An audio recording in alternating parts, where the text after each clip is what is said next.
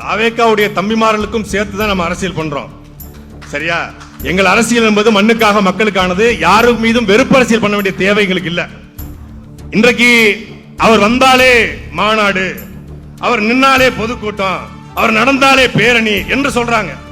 விஜய் அவர்களுக்கு 28 விழுக்காடு வாக்கு இருக்கு என்று மரியாதைக்குரிய அண்ணன் நாகவர்ஜனா சொல்றாங்க. இங்கே வந்திருக்கிற பெருமதிப்பிற்குரிய தேர்தல் நிபுணர் என்பது மாதிரி ஜோதிடம் பார்த்துட்டு இருக்காரு.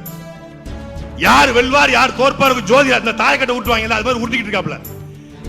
அரசியல் களத்துல காங்கிரஸ் என்கிற கட்சியை வீழ்த்த முடியும் என்று யாராவது கற்பனை செஞ்சு பார்த்திருக்க முடியுமா?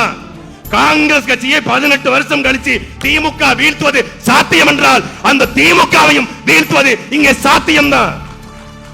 புரியுதா உங்களுக்கு? ஒரு சாதாரண கட்சி தான் திமுக அன்னைக்கு. ஆனால் பணக்கார கட்சி, பண்ணையார் கட்சி காங்கிரஸ் வீழ்த்த முடிஞ்சது. ஏன்னா தேவை இருந்தது. இங்க சாத்தியமா சாத்தியம் இல்லையா என்பதை விட தேவையா தேவை இல்லையா